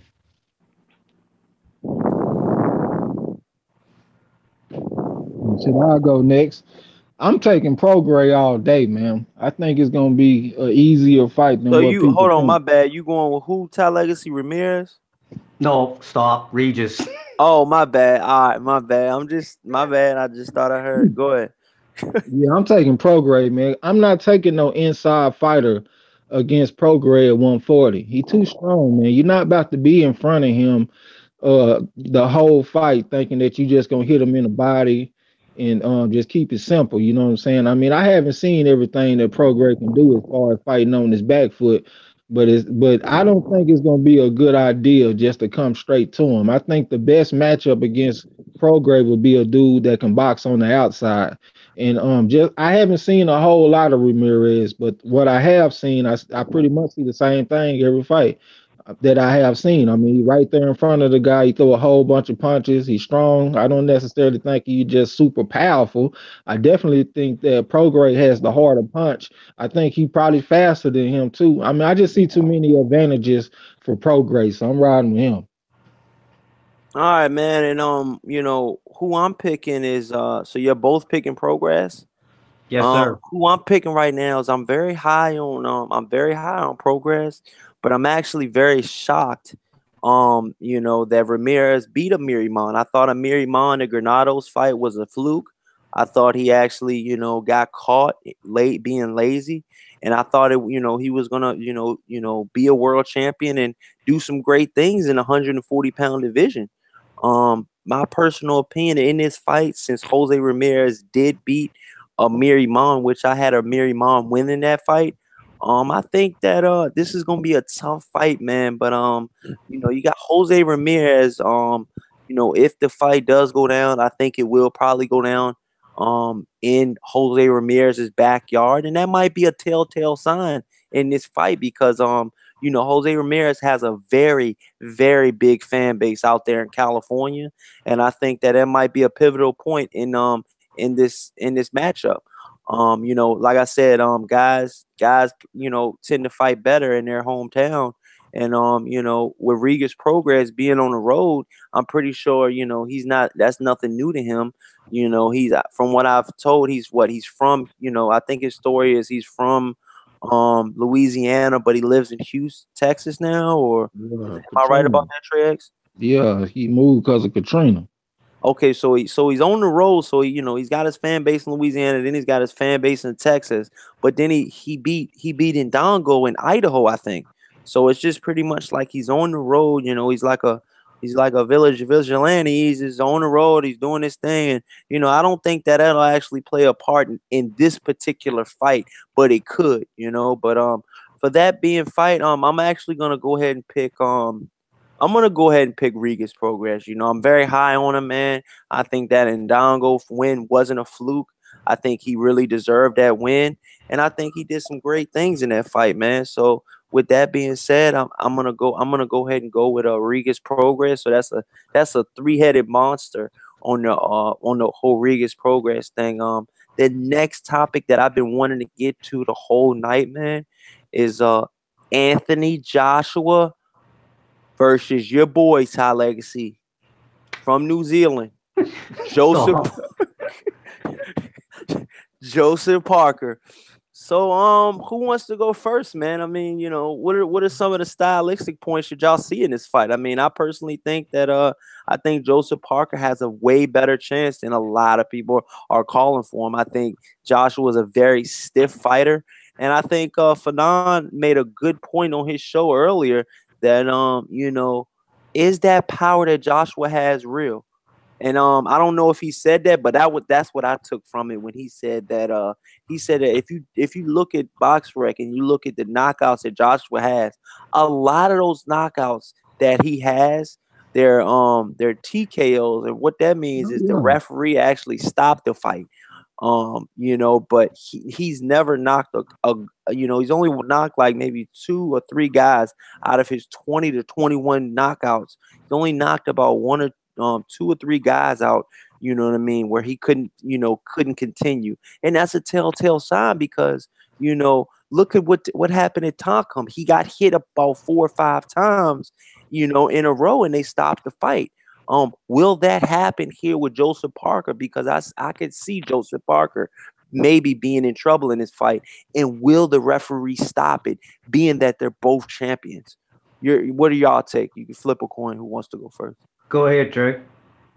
All right, as far as the power with Anthony Joshua, I always question that. Like when you look at Deontay Wilder fight, you don't have to go looking for the power. He knocks dudes into next week, and it's just clear to see. Joshua, I mean, he has more like clubbing power. It's not really that explosive power, you know what I'm saying? But I do think he hits hard. Now, as far as as far as Parker, I like Parker's jab. You know what I'm saying? I like his lateral movement and stuff. But one of my problems with him is that he doesn't have a right hand. Like I see him jabbing and I see him hooking off the jab, and I love the way he can throw that lead left hook off the jab. But from the past fights with Joshua, I've seen that he has trouble with the right hand, like when he fought Klitschko and when he fought Dillian White. Now another problem that I have with Parker is that the fact that he likes to out jab people, but he going against a guy that's a lot taller than him and that has a significantly longer reach than him. So it's going to be hard to out jab a guy like that. And plus, I question Parker's power. He kind of remind me of Malinaji. He got the good lateral movement, he got the good jab, but he don't have the eye catching power for the judges to get separation in fights. So I feel like he can have a measure of success in this fight against Joshua, but his success can be nullified by Joshua with just a couple of punches because he gonna be landing punches that's gonna be noticeable. The crowd gonna be into it and stuff like that. So like I said, I feel like it's one of them fights that Parker can have a measure of success, but it won't be enough to overtake Joshua. And plus the money behind Joshua. So Parker gonna have to do a lot to get this win, and I don't think he will. All right, man. So I guess it's set up for me to pick Parker, right? So what I'm gonna go on this one is, and I'm gonna be completely honest with this one, man. I think that a lot of people are picking Joseph Parker because of his win streak and the guys that he has beaten. But let's be honest, man. Who has Joseph Parker? I mean, who has Anthony Joshua really beat? Let's be honest here, man. He's beat a Takam. He's beat a Charles Martin. He's beaten a couple guys. He's beaten Brazil. I mean, he's beaten guys that are sea level at best, and that's on their best day. You know what I mean? So me personally, man, I cannot get caught up in that shit, man. You know what I mean? He's beat a bunch of tomato cans, man. You know what I mean? In my personal opinion, guys that are, guys that'll never be champ, that never should even be near the strap, and like a guy like Charles Martin that got gifted a strap. Yeah, and I'm saying it here live on air. That motherfucker should have never been a champion. And I respect all heavyweight American champions that's ever lived. But I think he's a disgrace to the championship, you know what I mean, belt. And I mean, I honestly hope we don't ever have another champion like that. And I love the guy. I follow, and it's fucked up for me to say that because I follow the guy on Instagram and I've talked to him on Instagram before. We've had inbox conversations. But I mean, the guy is just not an elite level boxer, and I cannot let my what my heart tells me, my brain tells me to do, and what I mean. I gotta pick, what I feel and what I truly feel what's gonna happen. You know what I mean? And I honestly think Joseph Parker has a really good chance on winning this fight. Let's run down the fighters that Joseph Parker has actually faced. He's facing a Huey Fury. Huey Fury was a really good fighter. I think Huey Fury beats pretty much everybody on Anthony Joshua's resume. I think Huey Fury beats Brazil. I think Huey Fury beats Takam. I think Huey Fury already beat Takam. And I think, that was a very tough fight that Joseph Parker and Huey Fury. I think Huey Fury is a tough out for any heavyweight champion right now or any heavyweight boxer right now. That being said, I'm gonna have to go with Anthony Joshua. This dude here be doing all that run a motherfucker around town and then come back to make the simple pick. Like, man, what's the purpose? What's the purpose of all that, Corey? With that being said, stop it. With that being said, all right, man. All right, and you guys in the chat, man, I would love to hear y'all's pick. Does anybody in the chat have Joseph Parker pulling off the phenomenal upset? Pulling off the apple cart. Do you feel like Joseph Parker will win? Let me make one more point. Let me make one more point real quick, bro. I got a couple question marks about Parker. Number one, I don't know how he gonna react to this big ass crowd that he about to be in front of. It's gonna probably be like 90,000 people out there. So I don't know how he gonna react to that. He might get out there and his pussy get tight like vinegar on it or something. And then another thing I just saw. Your pussy gets tight like vinegar. What'd you say? It might tighten up like vinegar when you go out there and see all them people. But look, dude. And then like another thing, somebody's daughter's listening. Oh yeah. But look, like I saw it was on the undercard, like I think 2 weeks ago. It was a guy from New Zealand fighting. I don't remember his name, but they said he got 2 victories over Parker in the amateurs. And this guy wasn't the most talented fighter than I ever seen before. He wasn't like he wasn't even the Holyfield. So that made me feel like Parker's talent has a ceiling, because I just can't see how he could take a loss to a dude like this twice in the amateurs. So to me, I just feel like he got limitations. That's all I wanted to say. Well, the comment section's getting their picks ready. Probably going to be the same as mine. All right. I don't really got to put my thinking hat on too much for it. I'm picking Joshua based off what Trey said. Parker got a good jab, but Anthony Joshua has head movement on the inside, but he doesn't have it on the outside. So if you don't have a right hand, then you're not going to be. What's that? No, I was just gonna say I might change my pick towards the closer to the fight, man, because Well, I honestly, man, I don't mean to cut you off. No, I just don't gotta change say your pick. Don't change your pick. Let's bet some push-ups. what? Bet yeah. some push-ups on what? Joshua Parker. Oh, dude, come on, man. I just told you I don't know, man. Damn, dude. If you were smart, you'll stick with Joshua because Joshua doesn't have head movement on the outside, but Parker doesn't have a right hand to provide to offset that. And plus, you got to give him a chance because he's a heavyweight. They can knock each other out because they're over fucking 200 pounds, but he doesn't have the same kind of power as other heavyweights. So in order to beat Anthony Joshua, he needs an accumulation of punches, and I just don't see him having that to beat Joshua, especially by decision when Josh was the champion. So I'm going with Joshua like everybody else. And then let me say one more thing, and I'm gonna get out the way. Like whenever I see a fight like this, and I got like two people that's an opponent, and I got one dude that I feel like is JV, and I got another dude in the background that's varsity. I'm gonna wait for varsity to whoop that motherfucker. I feel like Joshua can get his ass whooped, but I'm waiting on varsity Deontay Wilder to go and put them hands on him instead of going with JV Joshua. I mean Parker. So go ahead. Bob You Squad. already know. But that's what I'm trying to say, man. And I know Fanon might not like me after saying this, man. But I honestly think Anthony Joshua will beat Deont. I'm just fucking with you, man. I'm just fucking with you. But I mean, my personal opinion, man, about the whole scenario is Black Horseman said in the chat, he said, I hope Parker wins, but I haven't seen him fight, honestly. Anthony Joshua didn't look good in his last performance, so two flat-footed fighters. Wow, good point, Black Horseman. I wouldn't call Parker flat-footed though. I think he has pretty good, exceptional lateral movement for heavyweight. Yeah, me too. I seen him Dwayne, fight on his toes. Dwayne said it's called that snapback vinegar. Um, That's what he gonna do, bro. When he see them 90,000, that snapback goes. Goddamn me. Corey, you better stick with Joshua. You better not retract to Parker. You're going to regret it.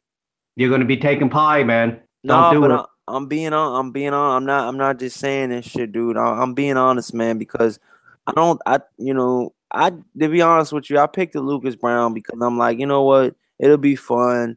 Let me pick him. Maybe he'll win. He'll get lucky. It's the heavyweight division, but I mean, I had no intentions of him winning. I picked, White, and I changed my pick. And I'm just like, you know what, me and Trex will be fun. Let me pick White. I mean, let me pick Lucas Brown, do a little bet. But this is my personal opinion about Parker, man. I honestly think Parker could win this fight. I think he could possibly win this fight, man. And I'm not trying to overhype Parker. I'm not trying to, but you ever know, man, when a fighter just has that one defining fight in his career? I don't think Parker has had that yet, man. And maybe it'll all come together with the Joshua fight, man. I personally think that, man. I Can't call think you up. Park. Can't say you're not optimistic, bud.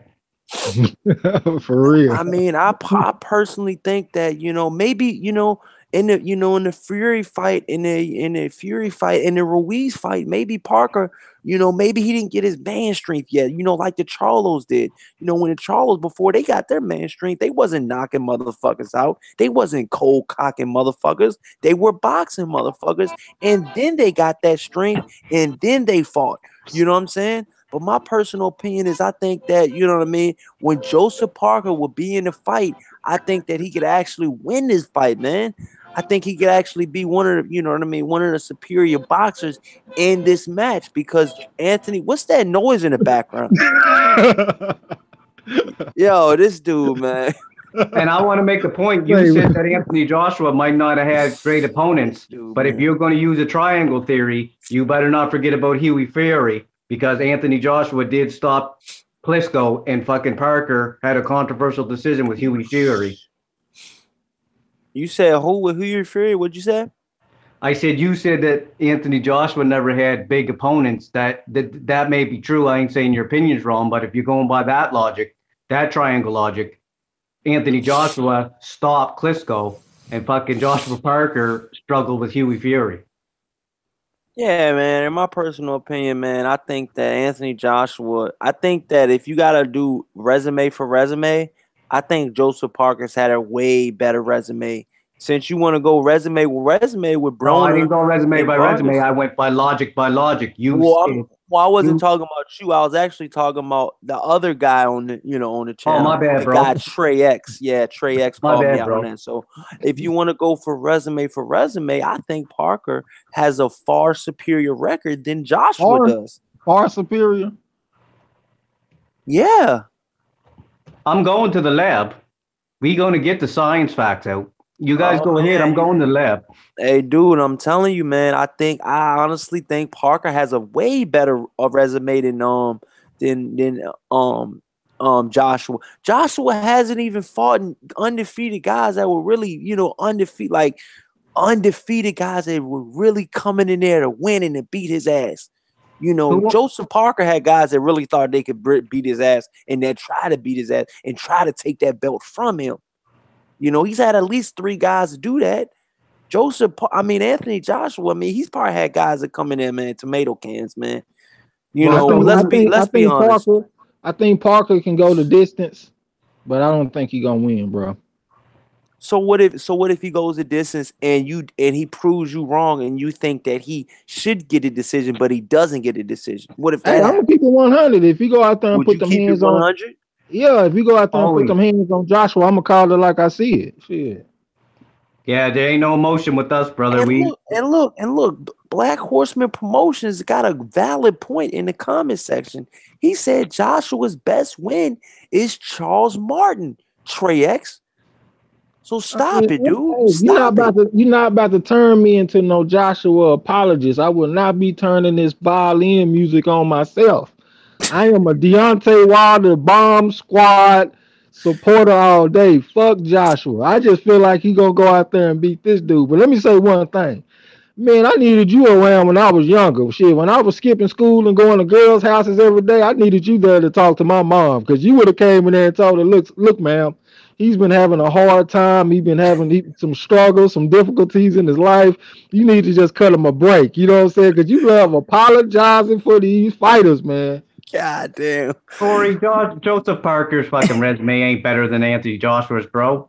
Yeah, it definitely is, man. But I'm looking at it. But based off who? You got to back that up, though. I Off, mean, I personally think Andy Ruiz beats everybody on Anthony Joshua's resume. Everybody. yeah, but then Andy Ruiz. Yes, Andy Ruiz. I think he yeah, but beats everybody. That may be so, but we're going on speculation here, right? We don't know who's going to win till they fight, but I'm looking Oh, at I both their know. I'm box willing records. to bet on that, dude. I'm willing to bet Andy I'm Ruiz ain't looking no at, pushover. I'm not saying he is, but I'm looking at both box records, and I don't know how Joseph's is far superior to Joshua's. I Well, I got mean, that's neither here or there. But listen, what I'm trying to tell y'all is, you know what I'm saying? If Anthony Joshua does what everybody says he does and he wins, the question that everybody's in the chat probably wants to know the answer to, and I want to know the answer to. After this fight, does Deontay Wilder get in the ring, and does Deontay Wilder get the fight? One of y'all go first, man. I've Well, got to after the know. fight, will he get the fight with Joshua? Will Deontay Wilder after the fight's over, if Anthony Joshua wins, will Deontay Wilder get in the ring? And if he gets in the ring, will he get the fight with Anthony Joshua this year? They no. done What do already y'all? said they don't want him in the ring, man. Hey, after the fight is done with Joshua and Parker, Hey, the police gonna come and put crime scene tape around the fucking ring to keep Joshua from getting in. I mean, to keep Wilder from getting in there. Shit, they don't want Wilder in there, man. You know that dude got a restraining order out on Wilder. You already know Joseph Parker posted up over Mike Larry and fucking Marcus House on Bad Boys and witness protection. You who don't want Mike? no Wilder. Come Who on, man. Mike Larry? Mike Larry and Marcus on Bad Boys. You done seen the movie before?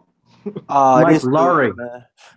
Stupid. No, man, they're not fighting next. They're already throwing Dillian White in there. And the thing is, you guys want a factual thing? This is fact. Wilder does not have to fight fucking White. He has 12 months before that fight's even mandated, so there will be no excuses. But that being said, that fight ain't happening next. I'm telling you right now, it ain't. Does it seem like? Do they seem like they want it to happen next? I mean, my personal opinion about the whole situation is, man, I think that Wilder will get in the ring against all speculation. I think he will get in the ring. I think he has to get in the ring. I think he's got America on his shoulders. He's got the whole country behind him, man. He needs to fucking go to UK and he needs to make a fucking statement. He made a statement in America by beating Luis Ortiz. He needs to make another statement by going in that ring and fucking looking eyeball to eyeball because they're around the same height. They need to be looking, you got two tall, big ass motherfuckers.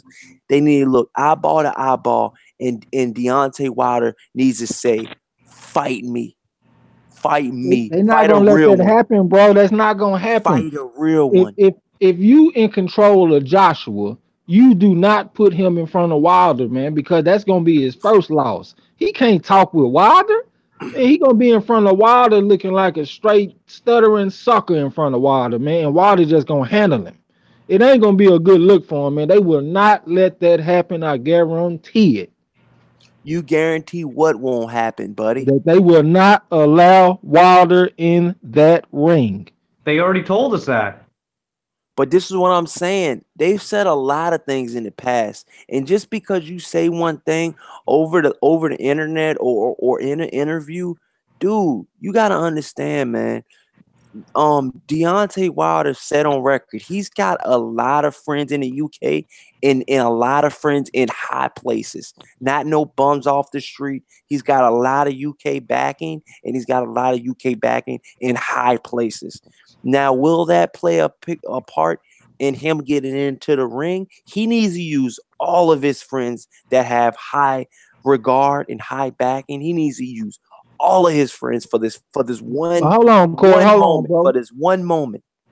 Hold They ain't on, letting bro. him in there. But unless you giving me specific names, that's pretty much just speculation. Like who are the high people, the people that he knows in high places? Give me a specific name Oh, he's of a got. person that would let him in there. He's been. He's been in. He's when he was there when he was in the UK last when he was supposed to fight Povetkin. He had the last leg of his training camp in the UK, and Indian guy, I cannot remember his name, but I think he's a boxing promoter out there. He's very he knows Eddie Hearn. I cannot remember his name, man.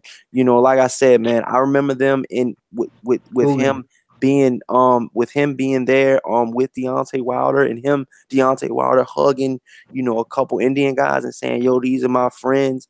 You know what I mean? They pretty much have more money than me. I mean, I cannot remember what they were saying, but they were in some high places, man. And I think that this fight needs to happen. And I think if Deontay Wilder has any strings, like he said, he has big strings in the UK. He's always preaching that. He's saying he has a lot of fans in the UK. Man, he needs to pull all of that shit out. He needs to put that shit on Front Street when he goes to the UK this weekend. It's going down this weekend. We need Deontay Wilder in the Well, ring. let's look at the situation here. We got the cash cow in his own area. It's a unification fight. It's a history fight. There ain't no way, I believe personally, that Wilder got those type of strings. I mean, this is Anthony Joshua over here in the UK and the unification bout. I tend to think that he's got all the strings if he don't want Wilder in there. Like how the only way Wilder goes in there if he tries to bum rush his way in there. That's the way I feel. Black Horseman said they'll try to jump Wilder if he gets in that ring, fam. He ain't getting in that ring, bro. He ain't getting fucked up. in that ring. Black promotion. But look, I can't go off nothing except for what you say. I can't hear you say something on the internet and then assume that you mean the opposite. You say no on the internet, but I assume that you mean yes because people just say stuff all the time. But hold on, Corey. No means no, bro. When the girl tell you no, it don't mean yes. Let me tell you a little trouble. No means no, bro. You can only take them at face value. If the man says I don't want him in there, I tend to think he ain't going to be in there. You know what I mean? So look, this is what I was gonna say. Y'all done talking. I just wanted to say this one point real quick. you know, it was a telltale sign, man, when they did a face off, when Joseph Parker and Anthony Joshua did the face off, and the gloves were off, and in that gloves is off, he said that, you know, there's been rumors, and Tyson's Fury when has been on record saying that he's gonna get into that ring after your fight is over with.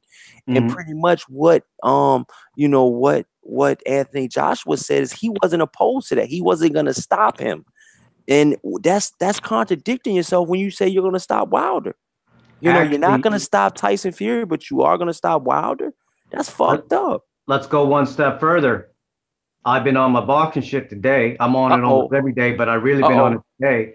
I seen a quote of Anthony Joshua saying, if Tyson Fury gets in that ring, he'd be lucky I don't punch that clown in the face. He didn't Whoa. say that about Wilder. That's what I seen on the quote. I'm going to fact check it. And I he seen said that that about today. who? Tyson Fury. Anthony Joshua is gonna punch Tyson Fury in the face if he gets in the ring. He said he'd be lucky that I would feel like punching him in the face if that clown got in the ring. That was a quote that I seen from Anthony Joshua. Oh, I will fact check. This dude Anthony Joshua got heat coming from all directions like missiles. He's got two missiles. He's got one coming from his own country, UK, which is a big ass motherfucker, Tyson Fury, and then he got a motherfucker from America, another missile, nuclear missile, Welcome to and, championhood, man. Tyson Fury's the Deontay lineal Wilder. champion. You should want him in there. He's the lineal champion. Welcome to holding the strap. That's what comes with holding the strap. You're a target. Hey guys in the chat, man, who do you guys think wins in a Deontay Wilder showdown versus Anthony Joshua? And who do you guys got winning versus an Anthony Joshua showdown versus Tyson Fury? Let me know what you guys think in the comment section. Them And I two want to L's. Two L's. Wilder knock his ass out, and Fury take him to school. I think if who Fury's on point and he comes back off this layoff and it's the Fury that I've seen in the past, I so would if take him. so if y'all have Tyson Fury beating Anthony Joshua and you have Deontay Wilder beating Anthony Joshua, there's only one more fight to make. Who do y'all have winning versus Tyson Fury versus a prime and ready to go Deontay Wilder, the Bronze Bomber? It's Uh, like I'm more concerned about Fury than I am about Joshua for Whew, Wilder. that boy is But not I feel like Fury has the skills to make it very difficult for Wilder. But Wilder is one of them people that you can be having a lot of success, and then he touch your ass one time and change everything. So I mhm. think it's a fight that Fury could have success early, and then Wilder gonna catch him late because it's hard to have your reflexes and your defense on point as you get fatigued. Yep. I say 50-50 because I'll never pick against Wilder again because I'm objective and down the middle. I don't pick by emotion. If people want to know who I'm rooting for, they can ask me. But my picks don't reflect my emotion, and I slightly lean towards Ortiz in that Wilder fight. But it is very hard not to get hit with the right hand over a 12-round period. And I got respect for Tyson Fury, and I'm on board with Trey saying that if Tyson Fury's the Tyson Fury we've seen, I'm more worried about him than anybody else because skills pay the bills, and that's well, it. well, It's a I don't 50-50. Well, I don't know what that means, Ty Legacy, and I don't know what the hell that means, and I don't know who you're picking with that fight. But I'm gonna tell you firsthand for 50-50. Ty Legacy and Trey X. I'm gonna let y'all know right now who I'm picking. Wilder versus Fury right here on Corey Lee's Boxing. If Tyson Fury were to get in the ring right now with Deontay Wilder or the next year or two, Deontay Wilder will get taken to school. There will be no that and if Tyson Fury does get knocked down, I think he'll weather the storm and I think he'll go back and outbox him. I'm almost certain that Tyson Fury is the number one, even with Deontay Wilder being in the picture. I think that Tyson Fury is the number one heavyweight in the entire world right now. And until somebody beats that man and shuts his big ass mouth up and proves me wrong, he is my number one, and he will stay my number one until somebody beats him. I could And That's respect. all right. Sorry. I was just saying that's his right.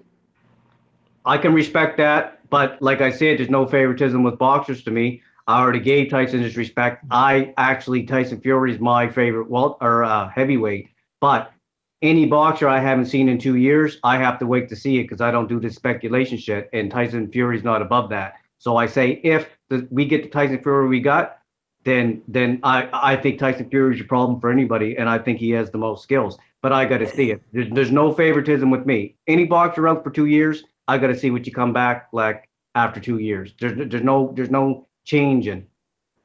So, and this is what I wanted to say. Closing thoughts, y'all. We're gonna go ahead and wrap it up. I gotta be to work. It's 6:30 and 6 o'clock my time in the morning. So if I go to sleep now, I got about 6 hours of sleep.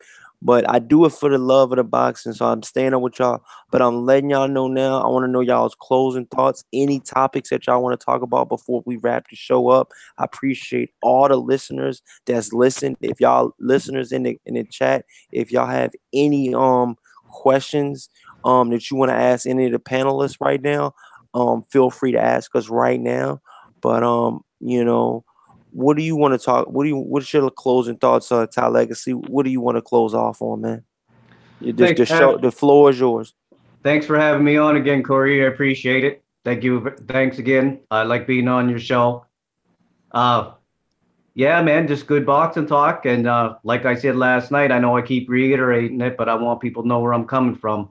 When I assess these boxers, I assess everybody the same. They're all boxers to me. I'm a fan of boxing over boxers. So I mean, like I said, if somebody wants to know my personal feelings or per se of boxers or who I like, you're not going to get that necessarily out of who I pick because I just go straight on skills. So yeah, pop over the channel sometime. I'm thinking about doing a live here maybe for about 45 minutes if Trey's not busy. We can keep the boxing going. Corey got me wanting to talk, and thanks for having me on again, brother. I appreciate it. Well, I Go guess ahead. it's Go my ahead, turn. Trey. But shit, once again, bro, I appreciate you for having me on. The people that's listening, I can't see the comments or nothing. So if y'all say something to me and I don't say nothing back, don't think I'm ignoring you or anything. Oh But I yeah, I would like, told that. My bad. I don't mean to cut you off, but I told everybody that's had something to say to you, Trix. I've let you know they didn't. They were just saying what's up and stuff like that. And if I see your name in the comment section, I'll be sure to let you know.